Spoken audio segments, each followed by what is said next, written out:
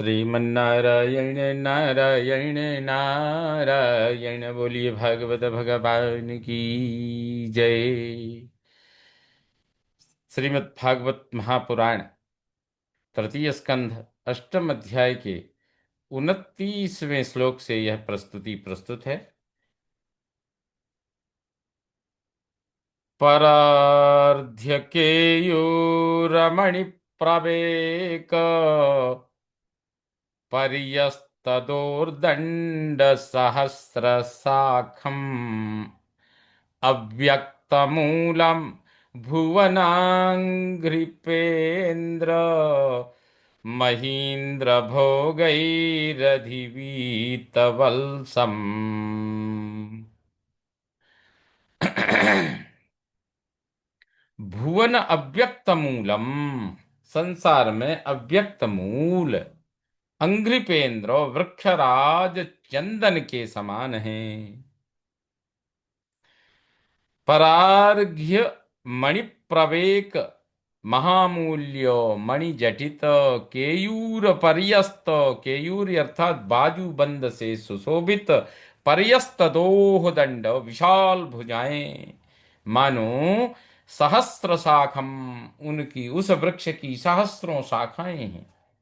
अहीन्द्र भोगई, शेषनाग के भोग से अधिवीत घिरे हुए, वल्सम कंधों वाले, जैसे चंदन की डालियां डालियों स्कंधों में सर्प लिपटे हों। अर्थात संसार में अव्यक्त मूल वृक्षराज चंदन के समान हैं। अव्यक्त मूल वृक्षराज चंदन के समान हैं। अर्थात चंदन पृथ्वी में अपनी जड़ से रस लेने वाला वृक्ष नहीं है। उसकी जड़ें दूसरे वृक्ष की जड़ से रस लेती हैं। चंदन की यह खासियत बताई गई है कि वह पृथ्वी से अपनी जड़ से रस लेने वाला वृक्ष नहीं है। वो चंदन का वृक्ष तो अन्य वृक्षों की जड़ से रस लेता है।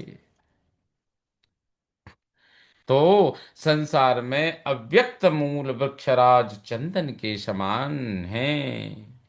महामूल्य मणिजटित बाजूबंद से सुशोभित विशाल भुजाएं, मानो उस वृक्ष की सहस्रों शाखाएं हैं। शेषनाग के भोग से घिरे हुए कंधों वाले, जैसे चंदन की डालियों स्कंधों में सर्प लिपटे हों। चरा चरऊ को भगवन महीध्र महीन्द्र बंधुम सलिलोपगूढ़म किरीट साहस्र हिरण्य श्रृंगम आविर्भवत कौस्तुभरत्न गर्भम। अहीन्द्र बंधुम, नागराज शेष के बंधु वे, सलिलोपगूढ़म, जल में छिपे हुए, भगवन महीध्र, भगवान नारायण पर्वत के समान लगते हैं। चर अचर ओ कहा, चर अचर के निवास। किरीट सहस्र, शेष के फणों पर सहस्र मुकुट, हिरण्य श्रृंगो, स्वर्ण शिखरों जैसे हैं। गर्भ आविर्भवत, गर्भ यानी खदान से प्रकट हुआ। रत्न कौस्तुभ, रत्न कौस्तुभ मणि है, रत्न कौस्तुभ मणि है। अर्थात नागराज शेष के बंधु वे जल में छिपे हुए भगवान नारायण पर्वत के समान लगते हैं। चर चर के निवास, ओक यानी निवास, किरी शेष के फणों पर सहस्र मुकुट, स्वर्ण शिखरों जैसे हैं। गर्भ से प्रकट रत्न यानी कौस्तुभ मणि है। निवीतमाम्नाय मधुव्रत श्रिया स्वकीर्तिमय्या वनमालया हरिम सूर्येन्दुवाय सूर्येन्दुवायवग्न्यगमं त्रिधामभिः परिक्रमत्प्राधनिकैर्दुरासदम्। सूर्येन्दुवायवग्न्यगमं त्रिधामभिः परिक्रमत्प्राधनिकैर्दुरासदम्। प्राधनिकैर्दुरासदम्।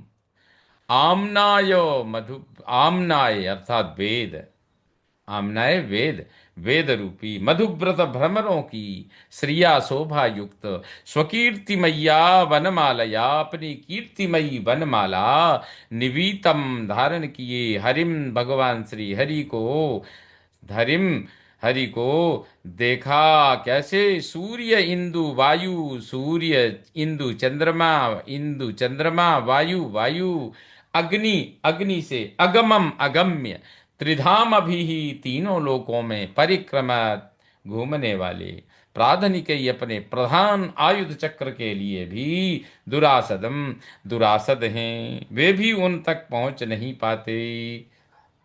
अर्थात वेद रूपी भ्रमरों की शोभायुक्त अपनी कीर्तिमयी वनमाला धारण किए भगवान श्री हरि को देखा।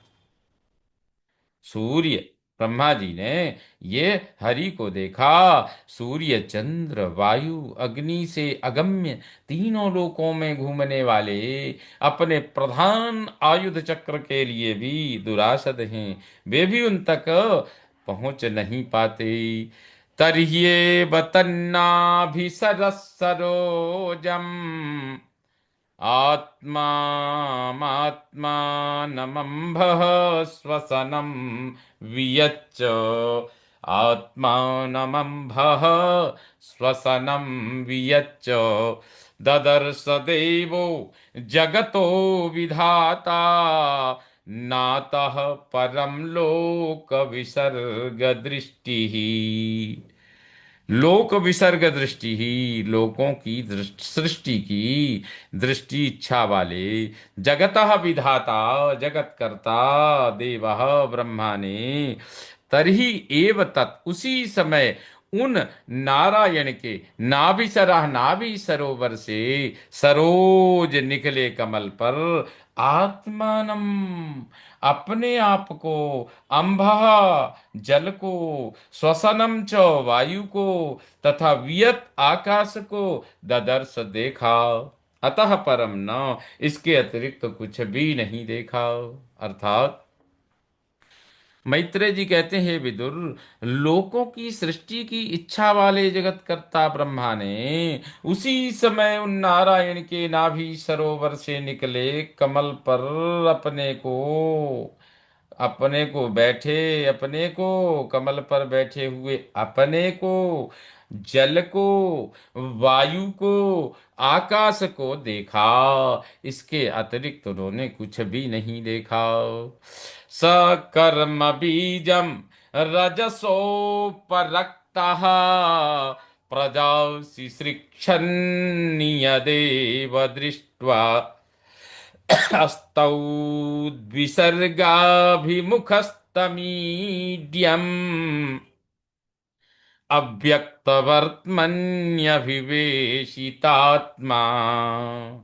स रजसा, वे ब्रह्मा जी रजसा रजोगुण से, उपरक्तः व्याप्त, कर्म बीजम कर्म प्रारब्ध बीज वाली प्रजा शिश्रिक्षण, प्रजा की सृष्टि करना चाहते थे। अतः यदेव इतना ही जल वायु और आकाश दृष्टवा देखकर विसर्ग अभिमुखः, सृष्टि को प्रवृत्त होकर अव्यक्त वर्तम अचिंत्य गति भगवान में आत्मा चित्त अभिवेशित लगाकर तम ईड्यम अस्तौत, उन पूजनीय भगवान की स्तुति करने लगे। अर्थात वे ब्रह्मा जी रजोगुण से व्याप्त कर्म प्रारब्ध बीज वाली प्रजा की सृष्टि करना चाहते थे। अतः इतना ही जल वायु आकाश देखकर सृष्टि को प्रवृत्त होकर अचिंत्य गति भगवान में चित्त लगाकर उन पूजनीय की स्तुति करने लगे। श्रीमन्नारायण नारायण नारायण इति श्रीमद्भागवते महापुराणे वैयासिक्यां संहितायां पारमहंस्यां संहितायां तृतीय स्कंदे अष्टमोऽध्यायः। आप समस्त भक्त वृंदों को मेरा सादर प्रणाम। श्रीमन्नारायण नारायण नारायण। बोलिए भागवत भगवान की जय।